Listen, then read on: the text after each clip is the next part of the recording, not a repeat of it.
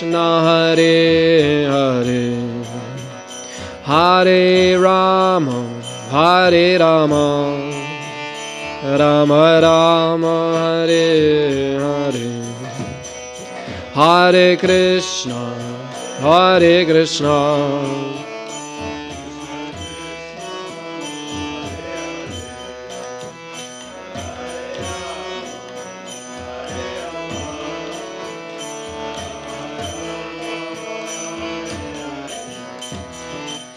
Hare Krishna, Hare Krishna, Krishna Krishna, Hare Hare, Hare Rama, Hare Rama, Rama Rama, Hare Hare, Hare Krishna, Hare Krishna, Krishna Krishna, Hare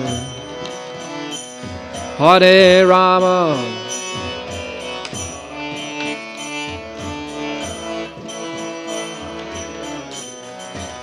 Hare Krishna Hare Krishna Krishna Krishna Hare Hare Hare Rama Hare Rama Rama Rama Hare Hare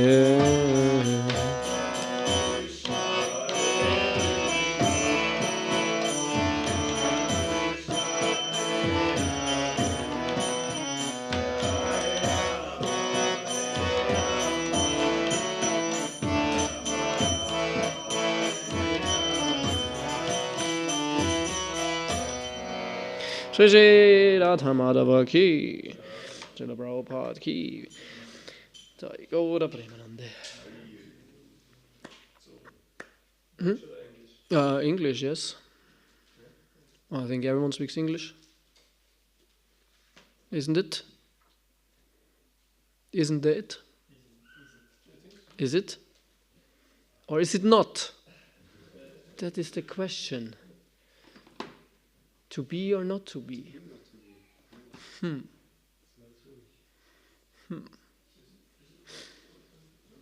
Huh?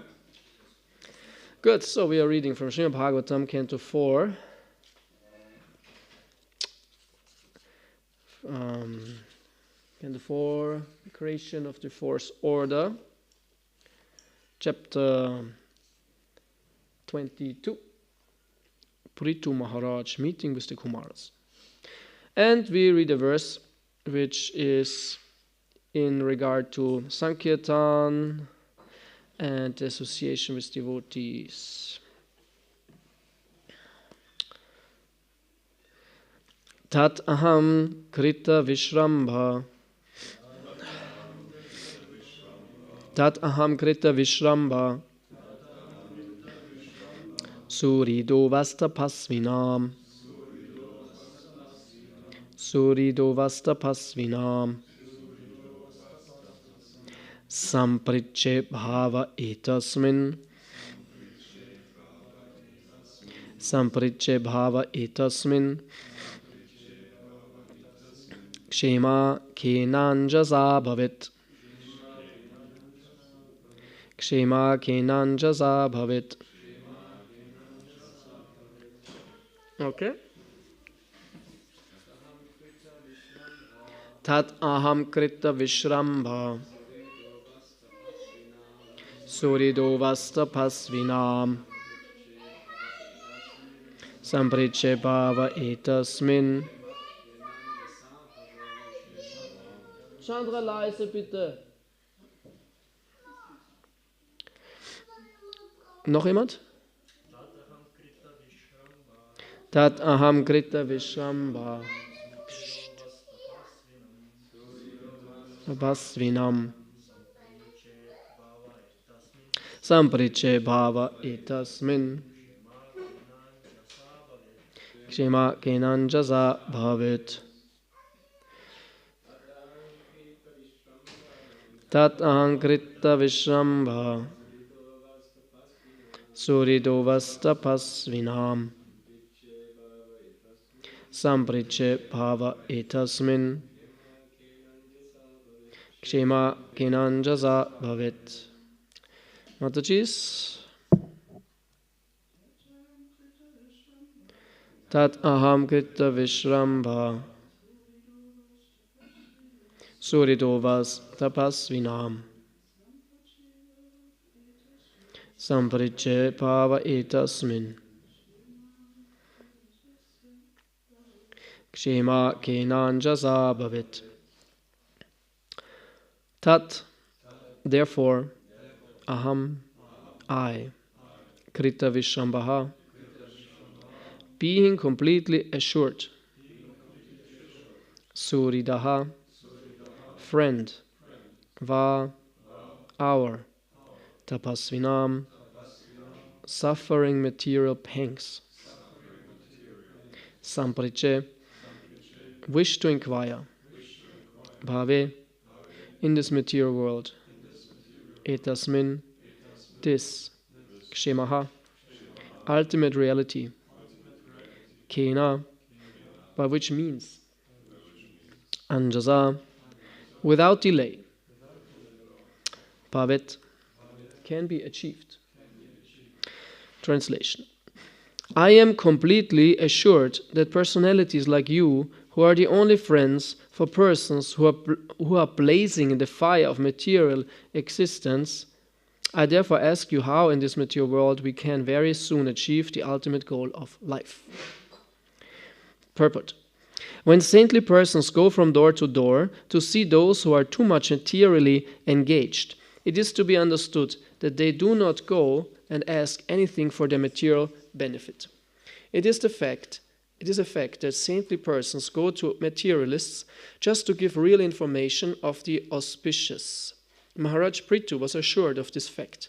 Therefore, instead of wasting time by asking the Kumaras about their welfare, he preferred to inquire from them whether he could soon be relieved from the dangerous position of materialistic existence. This was not, however, a question personally for Prithu Maharaj. It was raised to teach the common man that whenever one meets a great saintly person, one should immediately surrender unto him and inquire about relief from the material pains of existence. Therefore, Srila Narottam Das Thakur says, Sangsara Vishanale Diva Nishi Hyachvale Chudaita Nakoino Upaya.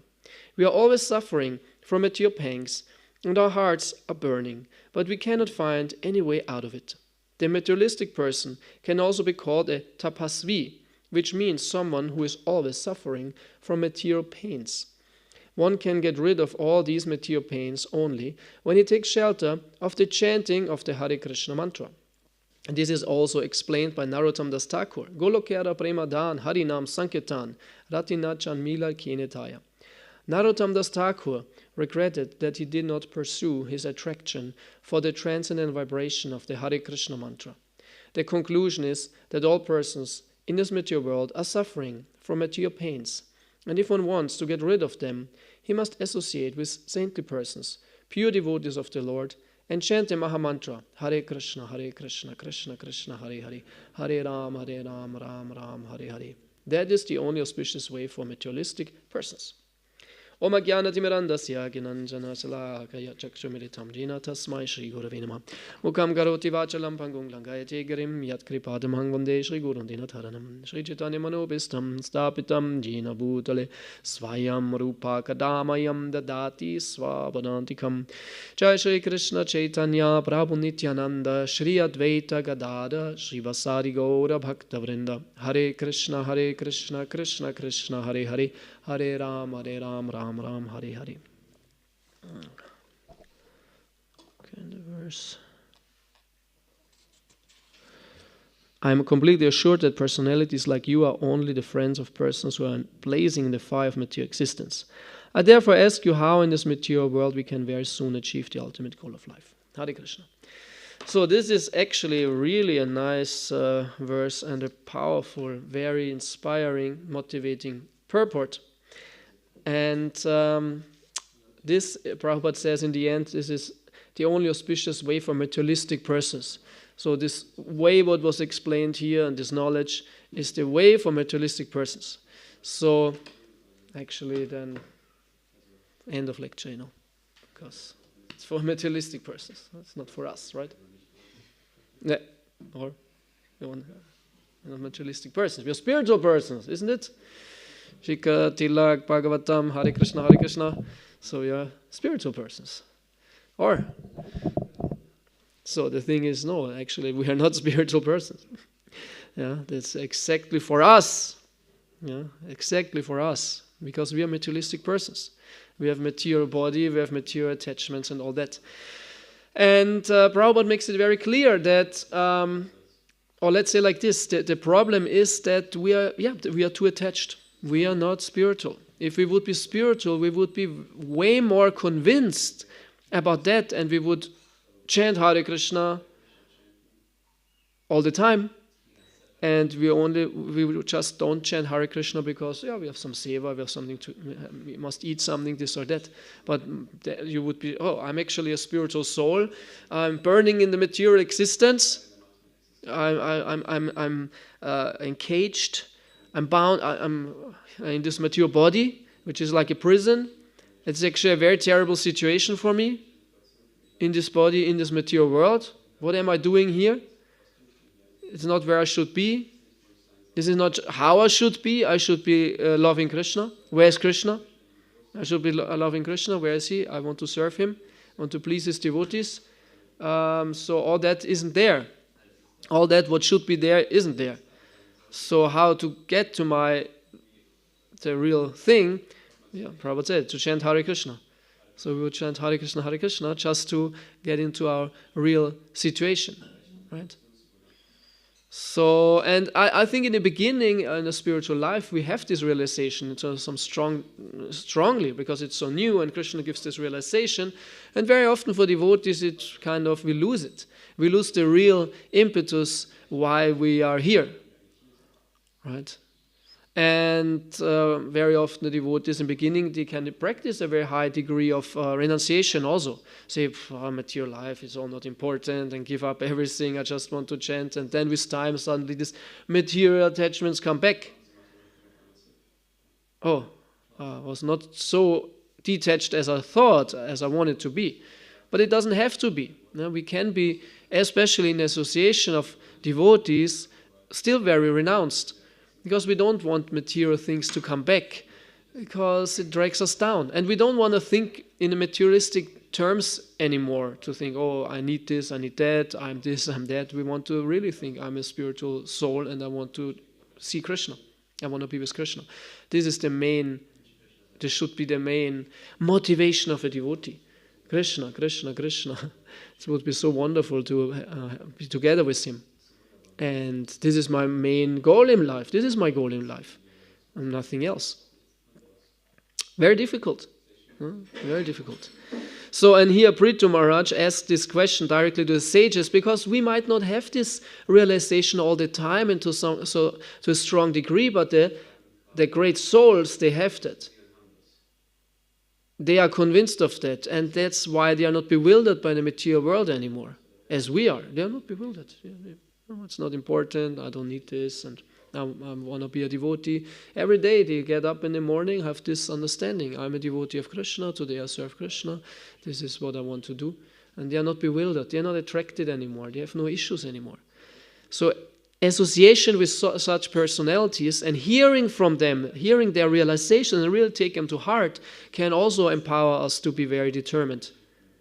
Because we are not determined, we are always mental. We say mental. There was a rap song once. I don't know who it was, but the song's name was Heavy Mental. Heavy Mental. But he presented mental as something good, to be mental, to be thinking this and that. But we think mental is not good. Mental for us means sentimental. Means we are not on the platform of realization, of intelligence, of Krishna consciousness. We are caught in our mind. The mind has caught us with all his attachments, his ideas, his emotions, his remembrance, memories, and we are always in this mix. And the soul, because they said the soul is very small. Actually, we are all very, very small. We think very big, but actually we are just the 10,000th part of the tip of a hair. The soul is so small in the heart, really, really small, like almost you cannot measure it. Almost, it looks so small, But in material life, very big, very important. I'm so important. Yeah, but it's so small. It's someone who pretends, like a child who comes and says, "I am the boss here," and everyone just says, "Yes, yes, you're the boss," but everyone else, not really, huh? But he thinks, "Yes, I'm the boss." Like my son, he's like the boss, You do this, you do that. You don't do this, you don't do that. Okay. But when it's getting too much, I tell him, "No." Then he starts crying. Oh, I say, "No, I don't. I'm the boss." I teach him, the right mentality. I say, "I am the boss, und du bist mein Angestellter." So I ask him, "So Chandra, who am I?" He says, "You are the boss, and who are you?" "Ich bin der Angestellte." So very, very good. the employee, Angestellte is employee, is my employee. So now I'm in the false ego because I'm thinking, "I'm the boss. Oh, I'm the boss." Yeah. So Krishna is the boss. Actually, there was one. They had a deity in San Francisco in the beginning times, and his name was Karta Mashai. And it was just a Krishna deity, as far as I remember. And somehow the devotees had this, and these were kind of the new devotees, hippie devotees. So it was right in the beginning. And then Prabhupada gave the deity named Karta Mashai. And then devotees asked him, "What does it mean?" And Prabhupada says, "The boss." He's the boss. He's the real boss. So the Srimad of Krishna, he is the boss. And we are the employees. We should do what he wants us to do. Yeah, but the soul is so small, but in the material situation can think itself super important and it's just thinking about itself. And because the soul is so small, it's kind of lost inside all these big waves of mentality in the mind. All these waves of the mind drag the soul here and there. Yeah, and we are attached to so many nonsense things which are very bad for us. Yeah, the soul is attached to so many nonsense things which are really bad for us. We are not in real consciousness. Oh, I want this, I want that. I don't want this, I don't want that. Oh, I miss her so much, or I miss this so much. And we don't think, oh, actually Krishna. The soul belongs to Krishna. What is this verse? Ananda tanucha kinkaram patitang mang vishame bhavambudam kripaya tava pada pankacha stita dulisa trisham vichintai. Some or other, my dear Lord, I've fallen into this material existence. Some or other, we're all here. We don't belong here, but we are here. And please pick me up from this terrible situation, this ocean of material situation, and put me as one of the atoms at your as a dust to your lotus feet. Now, the devotee, a real devotee, realizes that I'm fallen. I'm in a fallen situation, and I want to get out of here. But we are not intelligent.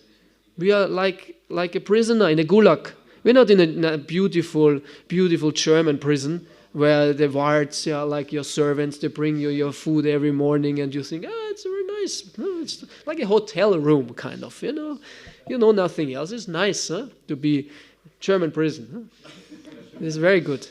This is why there are so many criminals coming from all over the world and taking knives. And I want to go to prison. I want to go to German prison. Oh, here's a German. I can poke him a little bit and I can go to prison. I think this is why they do it. Yeah. Oh, very nice. I have my German prison room. Yeah. So, but if you are in a prison, maybe in India, or in Thailand, or in a gulag, then you will not think, oh, it's very nice here. Oh, I want to stay here. They come, they just beat you. You have to work. You're like a slave, like in a concentration camp. You have to work, and you're skinny. It is terrible, and you will only think all the time, how can I get out of here? It's so terrible. I'm suffering like anything. So we are like the stupid person thinks, oh, it's a very nice gulag. It's a very nice gulag, At least I don't know what you can do there. But that we don't understand. We think it's a very nice situation in the material world. Or the other example what is given is when you're on a train Yeah, you understand, I go now from here to Munich in the train, and I will get out of the compartment. Of course, nowadays there are no compartments, you just have a seat. But if there's a longer ride, sometimes, right, you have a compartment, you have your own kind of room thing, right? And you know I will be in this compartment and I get out of it, that's it. But someone who is not intelligent thinks, oh, there's a very nice compartment. I will stay here. I will put some gardinen and a new seat, and I make it very comfortable now for me here. I will stay here. Oh, because he thinks, oh, I will stay forever. This is the spiritual soul thinks, oh, I will stay here forever. I make it very comfortable here. Build my little nice housey house. There's my nice wifey wife, my childy child, and my doggy dog. And it's very nice, and I have my nice garden, and I trim my garden every day with the scissors, lying on the garden, on the lawn. It's very good. And it's very, very beautiful. And I'm perfectly happy sitting in my garden chair and roasting someone. I will eat someone. First I roast him and then I eat him. Very beautiful. No? And never thinking about the end, which is striking in a very, a moment which is not unexpected moment. The end will strike you and you have to get out, as Prabhupada says. No? People are like in their apartments, but anytime they can get kicked out. And if the landlord comes to you and says, get out of here, you have to leave. And you say, no, I want to stay. It's so nice here in my comfortable apartment, my room. But you have to go. So the soul at one point is get kicked out of the apartment of his body. It has to go. But it doesn't want to go. It hangs on. No, I want to stay. I want to stay. No, get out of here. Right? But the devotee should be very happy when this command comes. Get out of here. Finally! It's like the prisoner's door is opening and they say, get out of here. And he says, no, it's so nice here. I want to stay. No, the intelligence says, finally, the prison door is open. Get out. You can go. You're free now. Free to go. Yeah. So this spirit of renunciation is very important, actually. We should not be entangled in this material world with so many things and attachments. We should be very clear to get free. Yeah, but we are attached. This is the problem. So we should really, everyone has to work on his attachments. Everyone has to really work on his, what is my attachment? What is my, right now in this situation, the strongest attachment I have, which is actually an obstacle for my devotional service. I should actually sit in the temple room, chant Hare Krishna, or put my eyes into Bhagavatam. Because we know Bhagavatam is so powerful. This is our saving grace. Every sentence can enlighten you so much that you really understand everything. So powerful. Or everyone knows that. You have to experience. Sometimes you read it, wow, puts you completely in the spiritual world. Sometimes you have this, right? So Bhagavatam is really our saving grace. Prabhupada wrote it in that way to give us highest realization about anything. So this is what we should do. And we should really work on that, to be engaged in devotional service. And why are we not? Because of certain attachments. And everyone has his issues. Right? Everyone has his issues. You understand? Actually, I should be happy in Krishna consciousness, in kirtan, in chanting, and be in the true situation. But no, I have to do this or that. Because my mind is commanding me. Because I'm mental. I'm heavy mental. Heavy mental. I'm heavy mental, I'm so mental, I cannot be not mental. And the mind tells you, go, do this, go, do that. And then the soul, the small soul with his, is so weak and just says with his voice as much strength that it can produce in strength, because the mind commands, go and call her. It's like a command, call her. Or the mind says, go and eat this, or drink this, or watch this. It's a command. And the soul, little intelligence we have, you say, but, I don't want. More doesn't have, I don't want. Do it! Okay. Okay, and then you, dip. Hello, honey. I know, I miss you so much. And you go into your online thing or whatever. This, that, yeah. Or into your mind thing, it's more subtle things. The mind tells you, you have to feel you're the best, you're better than he's an idiot. And the soul, no, actually he's a devotee, I should be nice to him. No, he's an idiot. Okay, you are an idiot, I don't like you, I hate you. You stupid other bhakta, you are snoring so loud and you are always telling me what to do, I hate you. Isn't it? I hate you. I'm more advanced than you. I am pure devotee. You are in Maya. And then you feel like this. I'm very good. So the heavy mental, the soul is always influenced by the mind, giving commands, this, that. And if the soul is so weak, it will always follow along. Yeah? So we have to make this soul intelligence, actually the intelligence strong. When the command of the mind comes and call her, you miss her, she's so beautiful, you haven't seen her such a long time. You will tell, no, I will not do that. Or when the mind tells you, go into the bar and drink 5 liters of whiskey. You'll say, no. And the mind will say, do it, I told you. No, I will not do it. Who are you? And you will argue with Krishna consciousness. Mind, you shut up. Because I'm enlightened by Krishna consciousness. This is Maya, this is nonsense. I'm a spiritual soul. I'm a free being. I don't have to listen to your commands. I know what is right, and you're obviously wrong. Nobody has ever become enlightened by drinking 5 liters of whiskey. And the mind says, good point. I don't know what to say now. See? You have no rational ground. I have rational ground. I know what is right. I listen to Prabhupada, I listen to devotees, I listen to Shastra. This is what I follow. Because this will make me happy. You are not making me happy. You are always making me miserable. The command of the mind when you're heavy mental makes you only miserable all the time. I know it. I don't know. Maybe your mind is different. Maybe you are different. Maybe you can. But I know when I listen to the mind, it doesn't make me happy. But it makes me happy when I read Bhagavatam, chant Hare Krishna, the simple things.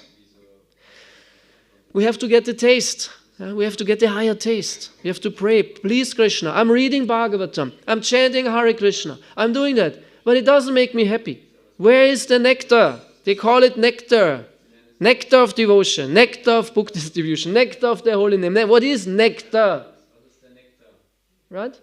Maybe it's just an advertisement by Hare Krishna cult, catching me, Nectar, your money is nonsense, your girlfriend is nonsense, your car is nonsense. Nectar is wonderful, take nectar. Give us your car, your money. Girlfriend, you just, I don't know. But there's maybe a cult thing, The nectar is waiting for you. Nectar, nectar, nectar. Yeah.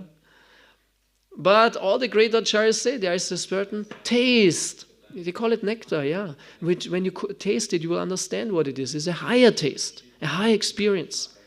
And it can be so intense that the devotee falls into ecstasy.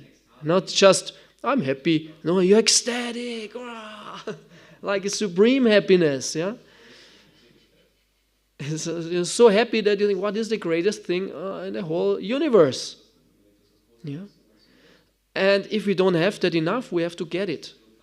And many ways how to get it. From the pure devotees, to inquire from them how to taste, how do they do it, because they have it. Right? Tomorrow Bhakti Bhushan Swami will come, give a lecture. Also another Swami will come also, Bhakti Path Maharaj or something, from Hungary. So these are very advanced devotees. They know what is nectar. So you ask them, what is nectar? I heard about it sometimes a little bit, I understand, but how to really, because I want to have a higher taste, I want to be Krishna conscious. How to do it? You can pray to Krishna. The Simhadev is the Lord who takes away all the obstacles in your spiritual life. Telling, my Lord, I am so foolish, I'm so weak, I'm still attached to all nonsense, garbage things. That's why I cannot experience the higher taste. I'm in a very precarious situation. Because any moment I can leave from your shelter because I'm so stupid. So please help me. Right? Any moment we can leave. There was also once a devotee, his name was Ravindra Swarup. It's not the Ravindra Swarup we know nowadays, in ISKCON, not like another one in the beginning times. And once the devotees had a lecture with Prabhupada, and Prabhupada was sitting, and suddenly came running in the room, and he was screaming, "Oh, I cannot do this anymore. Oh, Prabhupada, I'm so sorry. I know this is right and good, but I cannot. I have to find God on my own," and this and that. And it was complete. And Prabhupada called him, "Come here, come here, come here." And he came and he said, "Come here." And he was lying with his head on Prabhupada's lap. And Prabhupada was stroking his hand and said, "It's all right. It's good. Everything will be all right." And he said, "Thank you, Prabhupada, but still I cannot stay." And he ran out of the building and was never seen again. And the devotee said, "Wow, what was that?" And then the devotee said, "Prabhupada, how can someone leave your shelter? How can someone leave the association of devotees? It's so beautiful, so nice, isn't it? Here, Simhachalam, yesterday I said to Shyamara, "So it's so beautiful here." And she said, "No, beauty is no word for it." It's like, yeah, it's true, Simhachalam, devotees are everything. And Prabhupada said, "Don't be astonished by those who leave, be astonished by those who stay." This is more amazing, because Maya is so strong. Maya is so strong. Yeah. And we are so small, and we can be tempted any moment and do this and that. And of course, someone leaving, of course, doesn't not mean the physical situation in that sense. Of course, sometimes someone has to go somewhere else or move in a flat or house or go somewhere else, but always be a devotee. This is the main thing. No? So Maya is very strong. We know that. It's very, very strong. Maya is like Putana. Really, Putana. Everyone knows Putana? Now, when Krishna was born, he was in Vrindavan. He was a small child. And there was a witch. And she was very powerful. And she was sent by Kamsa, because Kamsa wanted to kill Krishna. And she came to Vrindavan. And she is very ugly and tall and has teeth like this. She's a Rakshashi, like a flesh eater, human eater. And she eats many children. She's really terrible.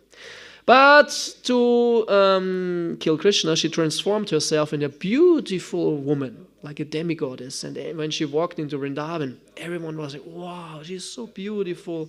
And they let her go inside the room where the small baby Krishna was lying. Even Yashoda said, "Yes, go, no problem." Everyone was amazed by her illusions. And what she did, she wanted to poison Krishna. And she did this in putting some poison on her breasts. And then she wanted to breastfeed little Krishna. She did, actually. And yeah, you know the story. Right? So, and then, of course, she took little Krishna and she think, "Oh, yes, drink my milk, drink my milk." She wanted to kill him. And Krishna was not looking at her. He was closing his eyes because he didn't want to see this sinful person, because she was so sinful. Yeah. And then she thought, "Now, finally, my goal is fulfilled. He will die now." This small baby. And Krishna was so beautiful. Baby Krishna. He was so small at that time, he could not go on his front side. When babies, this is one big evolutionary step. A step in the evolution, when they can turn around. Because in the beginning, they just lie there. Huh? So all of us, we were once like this. All babies. All the babies. Baby Manuel. And baby Luca. Baby Jacob. Baby Subal. Are just lying there. Just looking, doing like nothing. And everyone is coming, "Oh, he's so cute. And then one fine day, baby Subal, I don't want to just lie stupid around anymore. And he moves and lies on his front side. And everyone is, wow, look what he can do. And the baby Super is very proud. Yes, I'm the best of all the babies. And the Purusha baby, Uttama baby. Yeah. And it's a huge thing because before you cannot do this. No? And then it goes so fast. Like I see with my son, all the babies we have, or Simha, who's running around now like crazy, you know. So it goes so fast. So Krishna was at that time, he could not do that. He was very, very young. No? He could not. So he was also very weak. You know, babies are very weak and very, how to say, you need to, they cannot do it. They are very vulnerable. You cannot leave a baby alone. You know, so Putana took him and then he starts sucking her milk, the breast. And she thinks, oh, now he will die. So terrible. But suddenly feels some pain. She feels some pain. But the pain is getting more and stronger, and she wants to put Krishna away, but she cannot. And she is actually very strong. And baby Krishna, babies, as I said, they are super weak. What they can do? Nothing. But she could not put him away. He was like fixed. And she kept happily sucking. And she was getting more and more terrified. And the pain is getting stronger. And suddenly she feels like she is kind of getting dizzy. And actually he was sucking out her life force. He was through this killing her. And she panicked and she jumped up and she ran out of the house and she could not keep the illusion anymore of her beauty. And she took her real form. She became big and her witch form was taken again. And Krishna sucked out her life and she fell dead on the ground. She was dead. Yeah. But Maya is like this, and only Krishna can understand. Krishna can kill Maya. When we think, oh, this is so wonderful and great, this Maya, it presents itself in a wonderful way, like this beautiful wife, woman. You walk on the street and you see this beautiful woman, and maybe you're illusioned.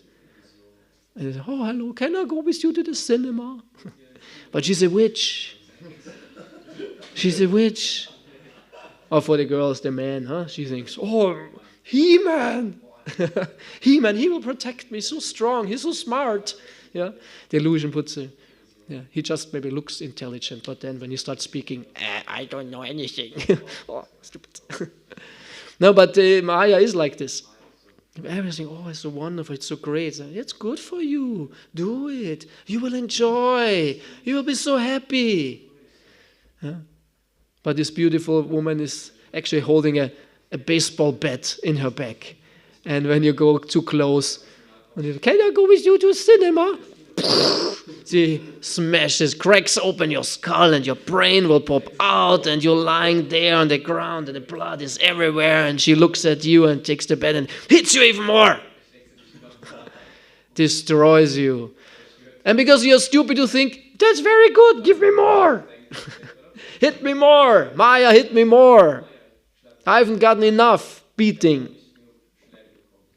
Isn't it? So that's our situation. We are attached to our own destruction. Yeah, this is the spiritual soul in the material situation. And finally we can understand that. My God, where am I in this terrible world? Yeah.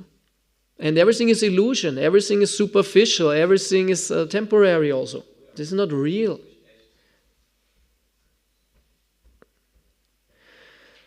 Only Krishna is real. Yeah, Krishna and his energies or representatives are real. And this is what the devotee strives for. And he can be very detached because of that. So no, I don't want Maya anymore. And best is to learn this in the association of devotees. It is like this. Because I'm working with many people. And most of them don't have association with devotees. And for them it's very difficult. Very difficult. And I remember when I started chanting Hare Krishna, it was very difficult. There was some taste, some realization, but 16 rounds is like impossible. I remember when I chanted my first round, I had a flat, I was living in a flat, and I built my own altar.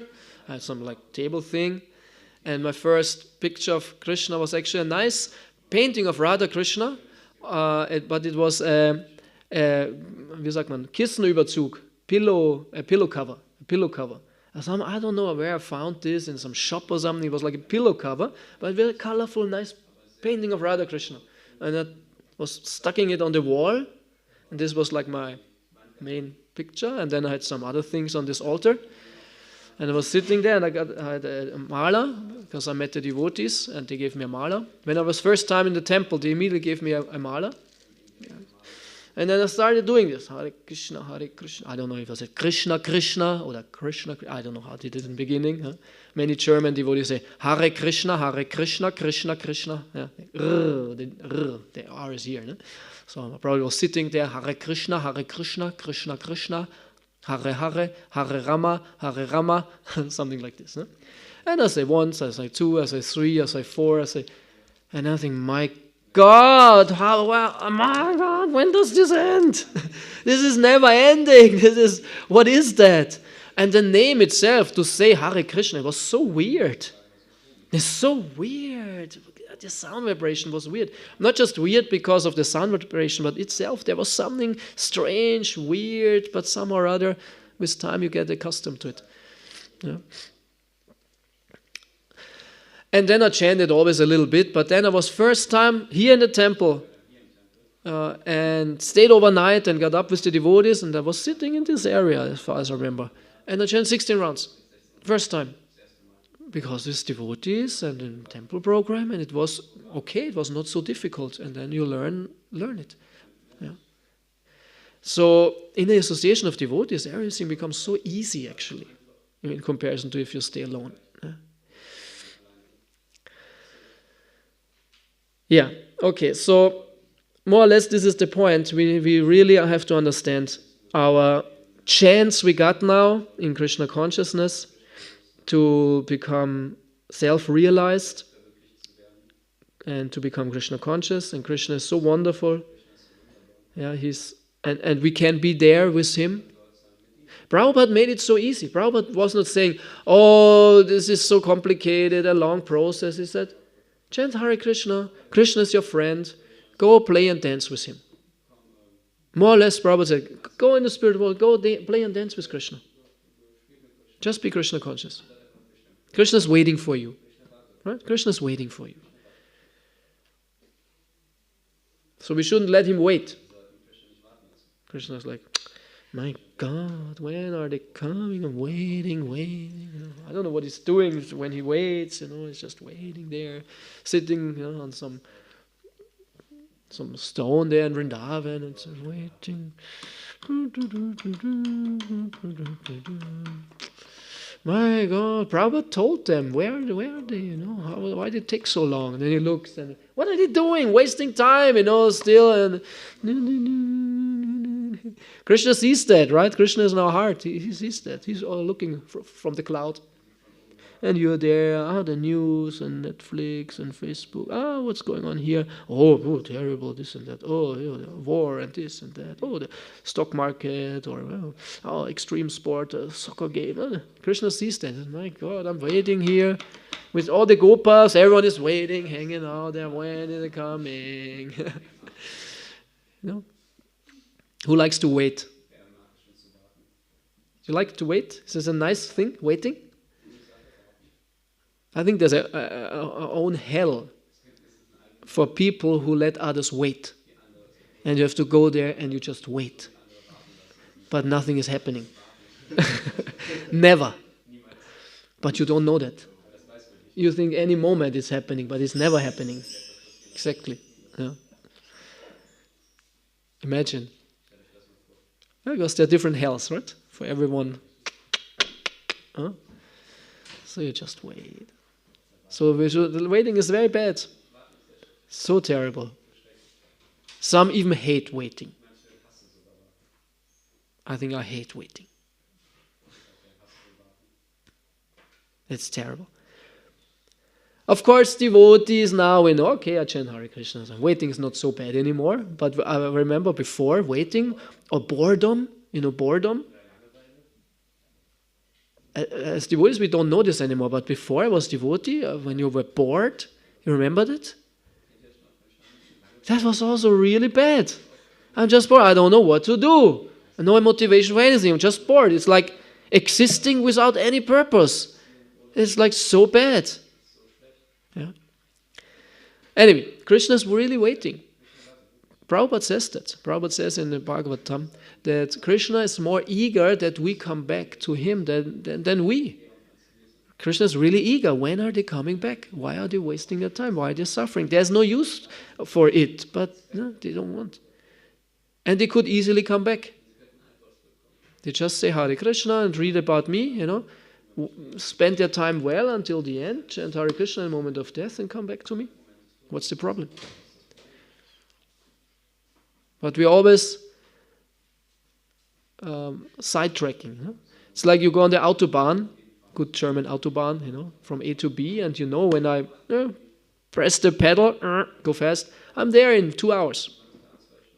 When you drive, and you want to go to the goal, but then you see some place next to the street, some Vergnügungspark or some restaurant or this and that, and you say, oh, this might be also nice. And I look at it, okay, I have to, this was my goal, and you go back, and then, another thing, and then another thing, and another thing. You'll never reach your goal. So Krishna should be our goal, and there is the sincerity and advancement shown. How serious do I take to reach my goal? And I do everything to reach the goal. Ich unterwerfe, oder wie sagt man, I prioritize this goal over everything else. Yeah. And Prabhupada gave us all the tools for doing that, and we want to experience the higher taste in Krishna Katha. And it's like this. The whole Bhagavatam always says that. So hearing Srimad Bhagavatam, you reach all perfection. Over and over again. Haven't you recognized when you read Bhagavatam in how many chapters every time Krishna Katha is glorified, the process of hearing about Krishna is glorified? It's not just in the beginning of Bhagavatam. It's always said that this sound vibration, hearing Bhagavatam, will give you all perfection. It gives you all perfection. Yeah, it will purify your heart, it gives you Krishna consciousness, gives you bhakti, it brings you to Krishna, gives you a high taste. You will fall in love with Krishna if you just read Bhagavatam alone. That's a powerful meditation. Like a yogi who is Ekeha Kuru Nandana, as they said. No? The goal is one. He only thinks about this goal. You're fixed. Like in meditation, you only think about Krishna. And everything else, even the thought, what to speak of an activity, even a thought besides Krishna is Maya for you, is nonsense for you. Completely fixed on the goal. This is my goal. And I only think about it. As Krishna says, Man mana bhava mat bhakto mat yachimang namaskru. Always think of me. Become my devotee. And a very easy way how to do this by reading Bhagavatam. Read Bhagavatam. 1, 2, 3, 4, 5 hours. Just Bhagavatam, reading Bhagavatam. You'll get completely enlightened. So, it's also nice that we have now a Bhagavatam study. And I will also teach next week for the students, and I'm already a little bit preparing. And this is also how I experience. Wow, every time I'm amazed how powerful the Bhagavatam is, how nicely it catches my mind. But I'm so stupid that I don't do this enough. So many other things to do and think and this and that and space out and waste time. And then when I do this, and my God, why am I not always studying and reading the Bhagavatam? I'm so stupid. It always becomes obvious to me when I do it, right? When you don't do it, it's not obvious. You're just in Maya. Oh, this and that. Yeah. But then you do it, or when you chant, sometimes you chant good rounds, and wow, why am I not always chanting? This is so great. Right? So let's have this realization all the time. Let's not waste time. Don't be mental. Don't be heavy mental all the time. Oh, Babuji, I need this and that. Just don't be mental. Don't give your mind so much attention. Chant Hare Krishna. Don't be so mental. Right? And it works, it works. All of the devotees who have been, or Madai, you have been heavy mental too in the past? Yeah? Now he's not heavy mental anymore. Huh? Or Mahabhavi, heavy mentalness? Yeah, but now you're not heavy mental anymore. Now you're advanced devotee. So you ask the devotees, how not? I don't want to be heavy mental anymore. But how to do it? Because it's not. Sometimes we think, oh, Mahabhavi Prabhu, Mother Jiva Prabhu, they are so advanced devotees. They were born as advanced devotees. Mother Jiva came out like this. He came out like this. He's like, avatar or something. No? But I assure you, and I hope I will not offend them, they were also heavy mental in the past. They were also lying on their back and with no use in life and purpose, right? But they were sincere to become advanced devotees. They took the process seriously. So this is how we learn from them. We asked them, how have you done that? How were you turning around? How were you becoming a devotee? So this is very important. We should use this chance. Be intelligent and serious and talk with devotees. Make this your goal. And it will work out in the end. And one last thing. Everyone thinks he's special. So everyone thinks, I know they can do it, but I am specially heavy mental. I'm like, my heavy mentalness is like, nobody can fix that, and that's why I have to be like that forever. Right? Because the mind plays you the trick. I'm especially mental, Special. I'm special. Huh? I'm better heavy mental. Yeah. Prabhupada once there was a devotee. How was it? Huh? There was a devotee who came to Prabhupada and said, Prabhupada, I am the most fallen. And Prabhupada said, no, you're not the most of anything. You're not the most of anything. You're just regularly fallen like everyone else. Right? So you're mental like everyone else. Don't make you always special. We want to always be special, even with our heavy mentalness. Okay, Hare Krishna. Any questions or comments? By maybe something to say? Huh? Comment because I was reading Sartre lately for improving my French. Thank you. I was reading Sartre, the geschlossene Gesellschaft, and it's about 3 people who end up in hell. And I really felt what he said about waiting, that there's a special way, a special hell for people who let other people wait, because that's how the book starts. Basically, they are just in a room and nothing happens, and then other people come inside, and they are punished by their own being, by their own how they are, and then they have to spend eternity in one room together. But first they have to wait, and nothing happens. And the first guy almost drives crazy, because there's also no sleep, and he doesn't know what to do. And it was the only thing that it resonated what he said. But I haven't read it fully yet because okay. Bhagavatam is more important to read. Yeah, good realization. Haribol. Yeah. So, Sven.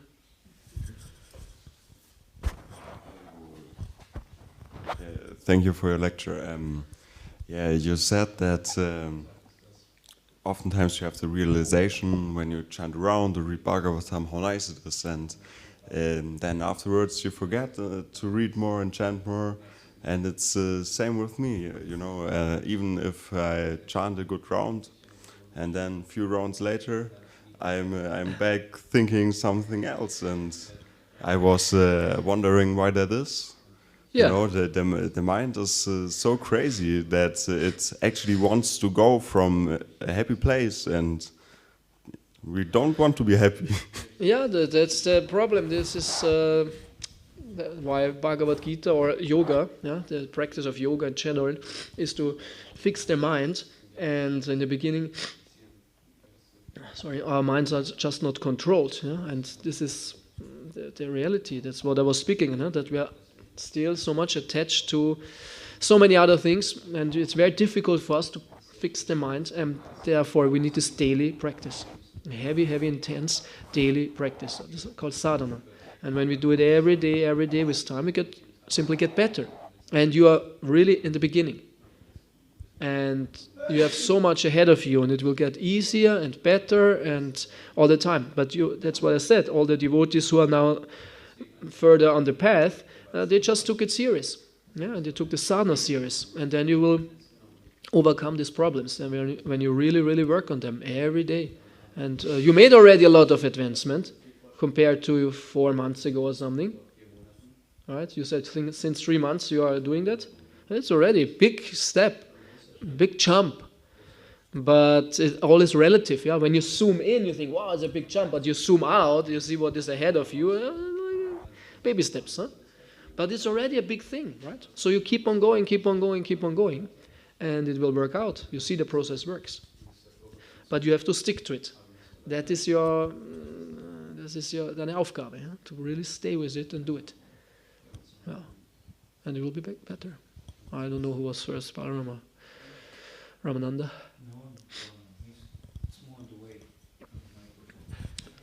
Hare Krishna.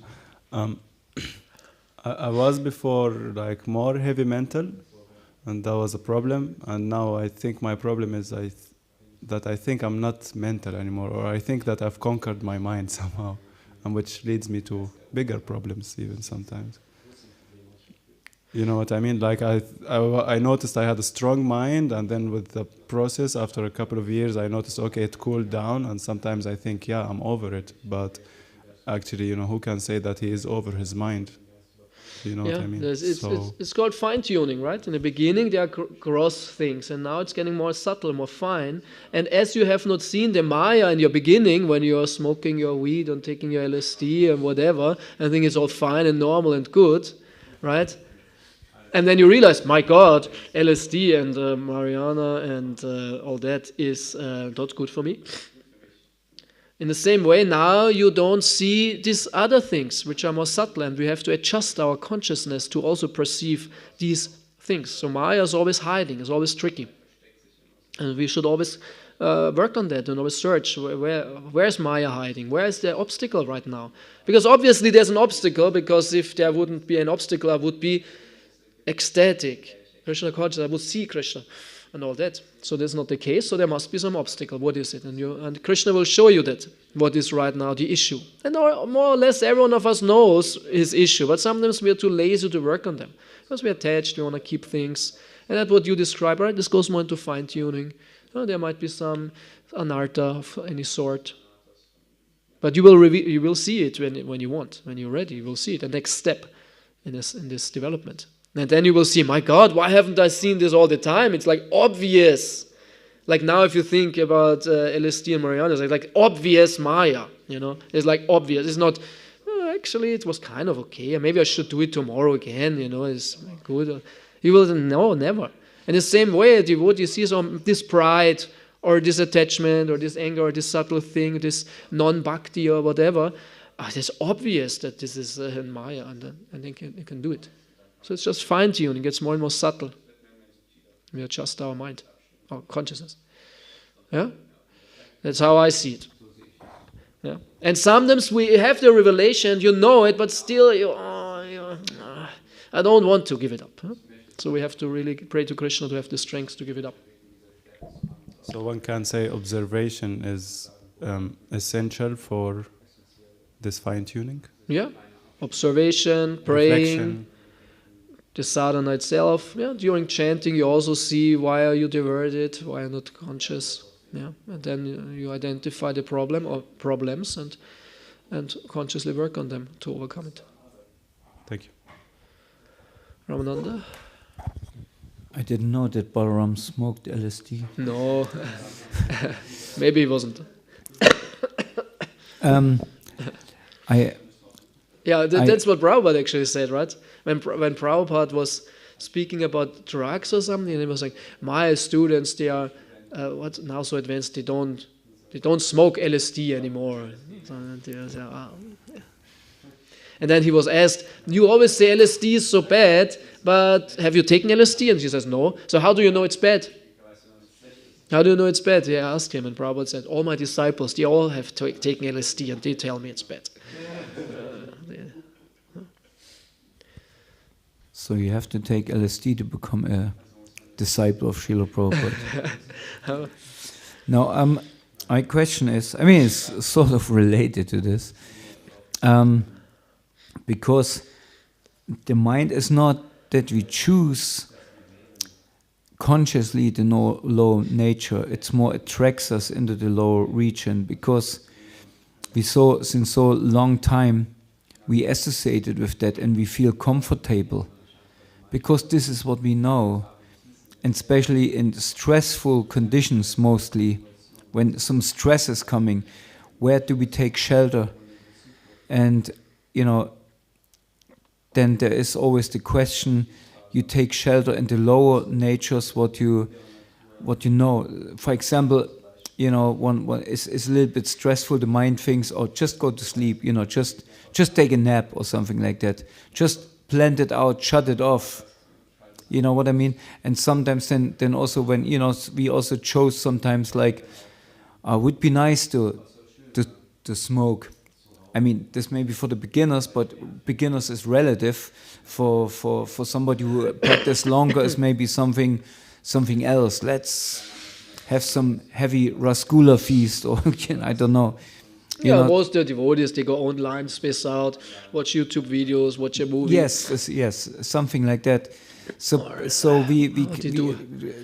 how we can, in your opinion, come to make our home, because we have our homes for so long time in the lower modes of nature, and we feel at home there. And even if we suffer, we know what is the suffering.